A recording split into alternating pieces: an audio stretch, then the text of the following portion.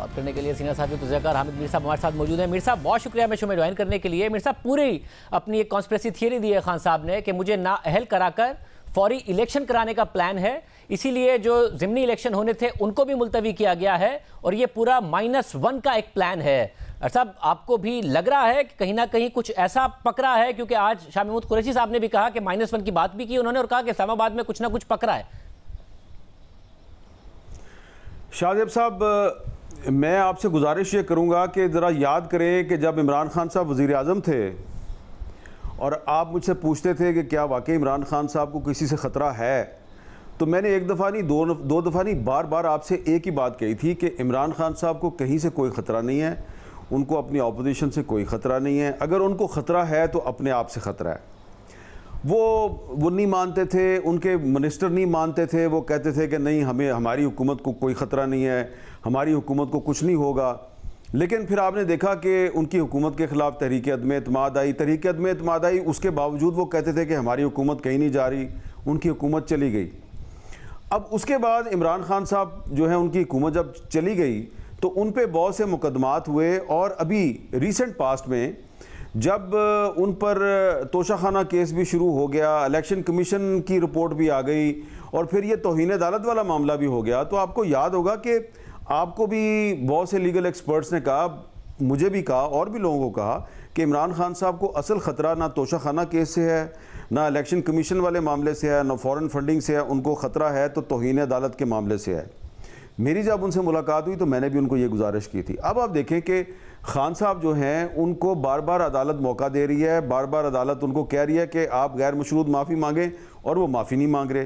तो उनका वही माइंड सेट है। जब वो वज़ीर आज़म थे तो उनको यकीन था कि मेरी हुकूमत तो कहीं नहीं जा रही।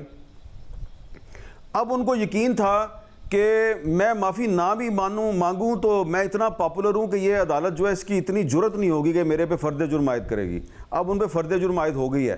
फ़र्द जुर्म जब आयद हो गई है तो उनको ख्याल आया कि ओहो ये तो मुझे डिस्क्वालीफाई करने वाले हैं, और अब वो कह रहे हैं जनाब कि मैं एक कॉल दूंगा और फिर सब कुछ बदल जाएगा। तो मैं समझता हूँ कि इमरान खान साहब जो है उनकी हैट्रिक होने वाली है। पहले वो जब हुकूमत में थे तो वो कहते थे हुकूमत नहीं जाएगी, फिर वो जब उन पे मुकदमात हो गए तो उनका ख्याल था कि मैं माफ़ी नहीं मांगूंगा और फ़र्द जुर्म आयद नहीं होगी, फ़र्द जुर्म आयद होगी। अब वो कहते हैं मैं कॉल दूंगा और सब कुछ बदल जाएगा। तो मैं समझता हूँ वो कॉल भी दे के देख लें, कुछ भी नहीं बदलेगा। उसकी वजह यह है कि इस वक्त पाकिस्तान को अपनी तारीख के सबसे बड़े डिज़ास्टर का, सबसे बड़ी मौसमी आफत का सामना है। पाकिस्तान के चारों सूबे जो हैं इस मौसमी आफत में फंसे हुए हैं और इमरान खान साहब कह रहे हैं कि मैं कॉल दूंगा और सब कुछ बदल जाएगा। तो कॉल दे के देख लें।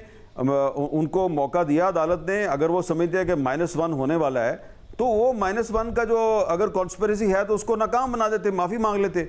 उन्होंने माफ़ी नहीं मांगी, तो अब माफ़ी मांग लें तो हो सकता है कि -1 की जो कॉन्स्पिरेसी है, सो कॉल्ड कॉन्स्पिरेसी, वो नाकाम हो जाए। अभी भी उनके पास चांस है, क्योंकि जब ये फ़र्द जुर्म आयद होगी और कार्रवाई शुरू होगी तो अगर वो माफ़ी मांगते हैं तो हो सकता है, कुड भी पॉसिबिलिटी है कि उनको माफ़ कर दिया जाए। लेकिन अगर वो अदालत से गैर मशरूत माफ़ी मांगने के लिए भी तैयार नहीं और वो समझते हैं कि एक तरफ रूल ऑफ लॉ है और दूसरी तरफ उनकी पॉपुलैरिटी है, तो स्टेट ऑफ पाकिस्तान के जो अदारे हैं और उसमें अदलिया भी शामिल है, तो उसने तो रूल ऑफ लॉ कायम करना है ना, तो उसको तो उनकी पॉपुलैरिटी से कोई गर्ज नहीं है।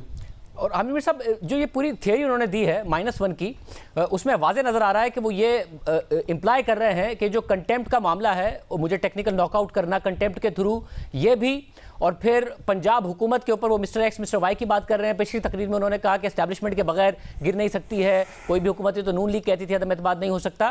तो वो बाकायदे तौर पर इम्प्लाई कर रहे हैं कि सब उनके खिलाफ कॉन्स्पिरेसी का हिस्सा हैं, चाहे वो अदालत हो चाहे एस्टैब्लिशमेंट। आपको लग रहा है कि कुछ पंजाब हुकूमत के खिलाफ भी ऐसा हो रहा है जिसका वो बार बार जिक्र कर रहे हैं? पहली बात तो यह है कि जो उन्होंने आज जो गुफ्तगू की है, अदालत का नाम लिए बगैर एक दफ़ा फिर वो अदालत की तरफ उंगली उठा रहे हैं। मेरा ख्याल है कि ये एक दफ़ा फिर वो इनडायरेक्टली कंटेम्प्ट ऑफ कोर्ट कर रहे हैं। दूसरी बात यह है कि अगर उनके खिलाफ कोई साजिश हो रही है और वो हैंडलर्स का नाम लेते हैं, तो जब वो हैंडलर्स का नाम लेते हैं, पहले वो न्यूट्रल्स का लफ्ज़ इस्तेमाल करते थे, अब उन्होंने एक नया लफ्ज़ ईजाद किया है हैंडलर्स। तो इशारा उनका किस तरफ है?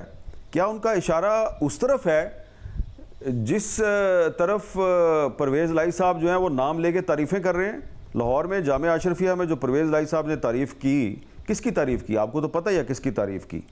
तो इमरान खान साहब तो उन्हीं को न्यूट्रल भी कहते हैं और उन्हीं को हैंडलर भी कहते हैं।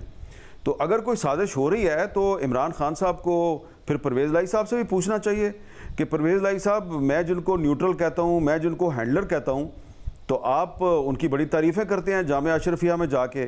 तो अगर पंजाब गवर्नमेंट के ख़िलाफ़ साजिश हो रही है तो फिर जो परवेज़ लाई साहब कह रहे हैं वो क्या है? तो ये बड़ा कन्फ्यूजन क्रिएट हो गया है। इमरान खान साहब को अपनी पोजीशन क्लियर करनी चाहिए कि अगर साजिश जो है वो हैंडलर्स और इम्पोर्टेड हुकूमत मिल के कर रहे हैं तो फिर परवेज़ लाई साहब जो कि इमरान खान साहब की हमायत से और उनकी तायद से पंजाब के चीफ मिनिस्टर बने हैं, तो वो फिर हैंडलर्स की इतनी तारीफ़ें क्यों कर रहे हैं? तो इसलिए बड़ी कन्फ्यूजन क्रिएट कर दिया इमरान खान साहब ने। एक तरफ वो कह रहे हैं कि हैंडलर्स और इम्पोर्टेड हुकूमत जो है वो साजिश कर रही है, -1 होने वाला है, और दूसरी तरफ उनके अपने चीफ मिनिस्टर साहब जो हैं वो उनकी तारीफ़ कर रहे हैं जिनके ख़िलाफ़ इमरान खान साहब उंगली उठा रहे हैं बार बार, और कभी उनको न्यूट्रल कहते हैं, कभी कुछ और कहते हैं।